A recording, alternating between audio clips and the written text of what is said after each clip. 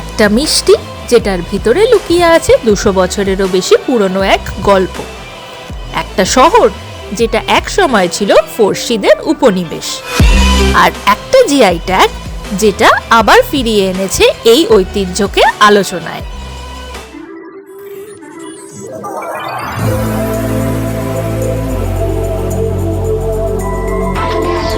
Hello everyone, welcome to master journey.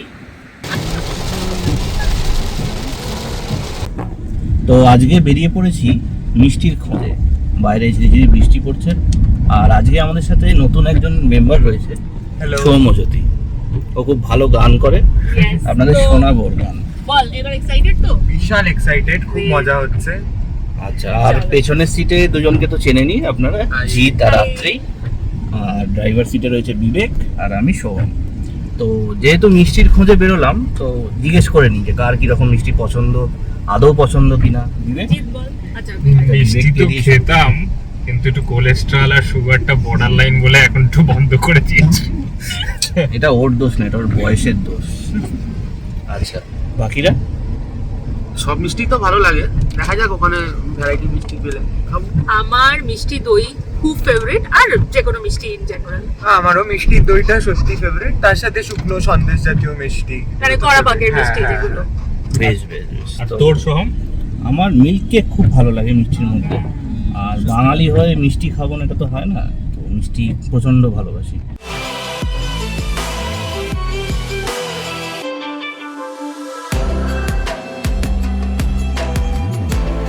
আজ আমরা চলেছি চন্দননগরে, খুঁজে বের করতে অরিজিনাল জলভরা সন্দেশের গল্প, আর ঘুরে দেখতে বাংলার ছোট্ট ফ্রান্স।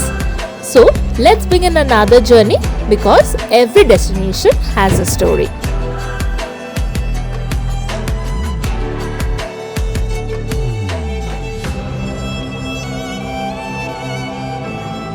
কিছু শহর ঘুরে দেখা যায়, আর কিছু শহর মন দিয়ে অনুভব করতে হয়। চন্দননগর হচ্ছে এই দ্বিতীয় তালিকার শহরটা।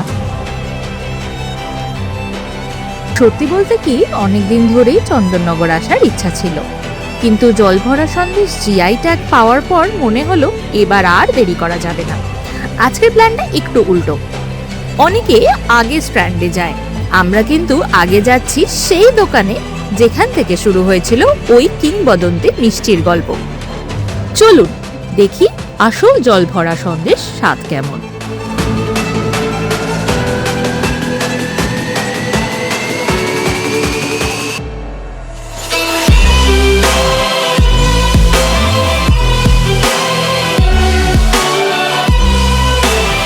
এই দোকানটাই বহু মানুষের কাছে জলভরা সন্দেশের জন্মস্থান।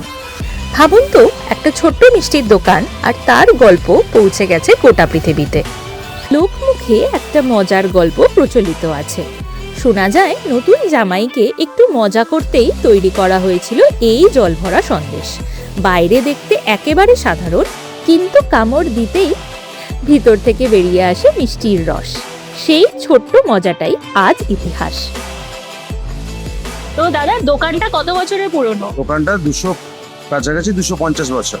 আচ্ছা, তাহলে অনেক দিনের। আচ্ছা, আর এই জল ভরার যে আবিষ্কারতা, সে কে করেছিল? প্রথম কে? এটা করেছিলেন যার নামে দোকানটা, সূর্য কুমার মদক। আচ্ছা, আর ওনার বর্তমান ছবিটাও আছে, ওটাও দেখি। কর্ণধার হচ্ছে 4th জেনারেশন। একদম। বর্তমান কর্ণধার শৈবাল কুমার মদক, এই সূর্য কুমার মদক বংশের 4th জেনারেশন। আর এই যে নতুন জামাইয়ের যে গল্পটা, এটা কি সত্যি গল্প? এটা হচ্ছে সত্যি গল্প, কারণ হচ্ছে জলভরার সৃষ্টিটা এই জামাই ঠকানো নেই, জলভরার সৃষ্টি মানে জমিদার বাড়ির তরফ থেকে অর্ডার আছে যে এমন একটা মিষ্টি তৈরি করে দিতে হবে যেটা খেয়ে জামাই চমকে যায় বা বাড়ির সবাই মজা তৈরি। মজার। সেই হিসাবে এই সন্দেশের মরুভূমিতে মরুদ্যানের সৃষ্টি করেছিলেন এই সূর্য কুমার মদক। উনি সৃষ্টি করেছিলেন এই জলভরা সন্দেশ, একটা বা তালসার অন্যরকম সন্দেশ, একটা ব্যাপার। যেটা আর কি জামাই ষষ্ঠীতে নতুন জামাই এসে এই সন্দেশটা কামড় দেয় এবং তাতে তার জল ছিটকে পড়ে যায় জামা। একদম। সেই থেকে বাড়িতে একটা হাসির রোল সৃষ্টি হয় এবং সেই থেকে সৃষ্টি হচ্ছে জলভরা সন্দেশ। নতুন একটা জিনিস। সেটা আজও চলছে। ও কেমন লাগলো মিষ্টিকে? খুব ভালো, অনবদ্য এক কথায় যেটাকে বলে। মানে বাইরে থেকে একদম যেরকম নরম ছানাটা তুমি বাইট করবে, আর ভিতর থেকে রসটা পুরো মুখে পুরো একদম মেল্ট হয়ে যাবে, আর এইবার বুঝতে পারছি কেন বাইরে থেকে এত দূর দূরান্ত থেকে লোকজন আসছে এই একটা জিনিসের খোঁজে। আর এটা জাস্ট মানে এটা একটা এক্সপিরিয়েন্স, এটা একটুখানি তোমাদের সকলেরই এসে এক্সপিরিয়েন্স করা দরকার। উনি কে আগে আমরা এটা শুনে নিতে চাই। আমার নাম গীতাশ্রী মোদক, আমি সূর্য মোদক বংশের 6th জেনারেশন। এখন জলভরা সূর্যকুমার মোদকের কর্ণধার যিনি শৈবাল মোদক, আমি ওনার বড় মেয়ে। জল ভরার ভিতরে যে শিরাটা ওটা কিভাবে যদি দেওয়া হয় একটু বলেন আমাদের। তো ওই জলভরাটা তৈরি হওয়ার সময় হাফ ডান অবস্থায় একটা গর্ত করে শিরাটা দিয়ে আবার মিষ্টিটা দিয়ে ওটাকে রেডি করে কভার করা হয় একদম। আচ্ছা, আর এই জিআই ট্যাগটা বা এত যে আমরা দেখছি অ্যাওয়ার্ডস পেয়েছেন, এগুলো পাওয়ার পর আপনাদের কি মানে চেঞ্জেস এসছে যদি আপনি বলেন? দেখুন, আলাদা করে চেঞ্জেস বলতে অ্যাওয়ার্ড আমরা বহু বছর বিভিন্ন কম্পিটিশন বলুন বা ধরুন এবিপি আনন্দর যে প্রথমবার যে ওরা অ্যাওয়ার্ড দিয়েছিল সেখান থেকে বেস্ট সাবাব মিষ্টি থেকে শুরু করে বেস্ট প্রেজেন্টেশন বা ক্যাডবেরির বিভিন্ন অনুষ্ঠান আমরা করেছিলাম, সেখান থেকে অ্যাওয়ার্ড তো তখন ছিল। সেগুলো করে আমাদের যেটা সুবিধা হয়েছিল, আমাদের অনেকটা পরিচিতি বেড়েছিল। আমাদের অনেকে নাম জানতো, কিন্তু আমাদের যে সারা বিশ্বে যে ভ্যারাইটিটা গেছে সেটা আরো সবাই জানতে পারলো। এছাড়া জিআই এর পর যেটা হয়েছে সেটা হচ্ছে চন্দননগরের মানুষ আর হুগলি জেলার মানুষ, অ্যাকচুয়ালি হুগলি জেলার মানুষ ভীষণ হ্যাপি, ওরা ভীষণ গ্ল্যাডলি অ্যাকসেপ্ট করেছে যে হুগলি জেলাতে এত কিছু হচ্ছে, মানে এত ভাবে হুগলি জেলার নামটা উঠে আসছে। চন্দননগরের নাম চন্দননগরে জগদ্ধাত্রী ঠাকুর ভীষণ ফেমাস, তার সাথে জলভরা একদম একটা অন্য ছাপ। আর মানে আমরা বলবো যে পাবলিকের কাছে আমরা ভীষণ ভাবে আরো বেশি অ্যাকসেপ্টেড হয়েছে, সেটাই একটা বিরাট পাওনা। বিশাল 70 থেকে 80 রকমের ভ্যারাইটি অফ মিষ্টি আছে, তো মোটামুটি আমাদের বেরিয়ে সবই যায়। বাবা, বিশাল বড়। হ্যাঁ, ব্যাস আমরাই দেখেছি যে কন্টিনিউয়াস ভিড়, প্রচুর মানুষের আসছে, এইটা ওইটা দিন সেটা দিন, প্যাকেট ভরে ওনারা সবাই নিয়ে যাচ্ছে। দূর দূরান্ত থেকে মানুষ কি আসছে তাহলে এবার? হ্যাঁ, আমাদের দূর দূরান্ত থেকে তো মানুষ আসেনি, সেটা তো আগেও ছিল। আমাদের বাইরে এগুলো এক্সপোর্টও হচ্ছে, কুরিয়ার করছি আমরা। তো মানে এটা কি আপনাদের অনলাইন ফ্যাসিলিটি আমরা থ্রু কুরিয়ার গুলো আমরা পাঠাই। আচ্ছা, এবার আমরা যে কুরিয়ার সার্ভিসের সাথে কাজ করি তারা মানে মেট্রো সিটি হলে উইদিন 24 আওয়ার্স পৌঁছে দেয়, আর না হলে ম্যাক্স টু ম্যাক্স 48 আওয়ার্স এর মধ্যে মিষ্টি পৌঁছে দেয়। ওটা মানে কিভাবে কন্ট্যাক্ট করতে হয়? ওটা আমাদের সাথে কন্ট্যাক্ট ওটা আপনাদের নাম্বার দিয়ে কন্ট্যাক্ট অল ওভার ইন্ডিয়াতে আমাদের সব জায়গায় আপনারা পাঠিয়ে দেব। তো থ্যাংক ইউ সো মাচ দিদি, থ্যাংক ইউ আমাদের প্রশ্নগুলো উত্তর দেওয়ার জন্য। আবার আমরা আসবো, কেমন? নিশ্চয়ই। আচ্ছা, আমাদের সাথে আজকে আছে একজন নতুন মেম্বার, সঞ্জীব দা। কিরে, কেমন লাগলো মিষ্টি খেয়ে? হেভি লাগলো। দেখ, তোর কেমন লাগলো?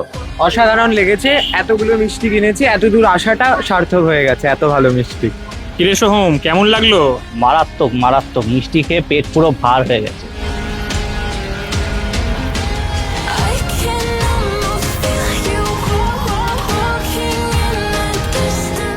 তো মিষ্টির পরে এবার চলে এসেছি এই শহরটাকে একটু অনুভব করতে। এই যে আমরা আছি এখন চন্দননগরের স্ট্র্যান্ড রোডে, কালচার, আর্কিটেকচার আর অ্যাম্বিয়েন্স যা চাইবে সব পেয়ে যাবে। এখানে হাঁটতে হাঁটতে মনে হয় যেন শহরের ব্যস্ততাটাকে কতটা যেন দূরে ফেলে এসেছি। এখানে আসার পথে বলেছিলাম যে সৌম্যজ্যোতির গান আপনাদের শোনাবো, তো এখন সেই গান শোনানোর পালা। মেঘ বলেছে যাব,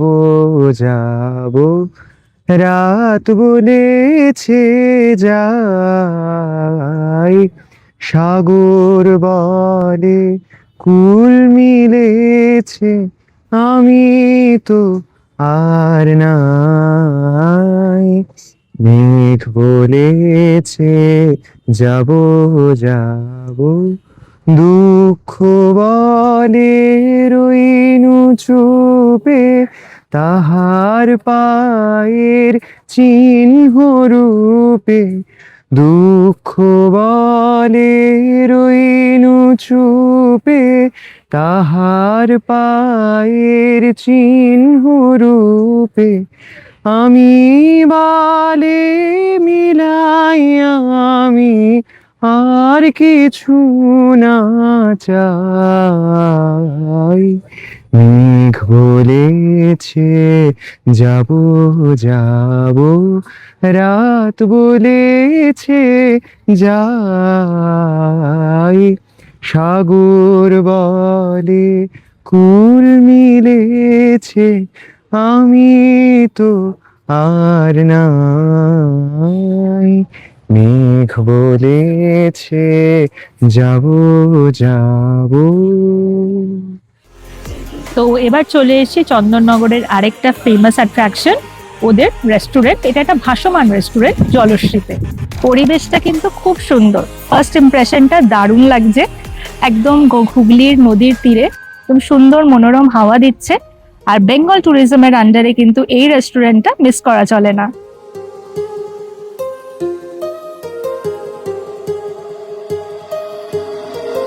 My heart rages around like an ocean in my head.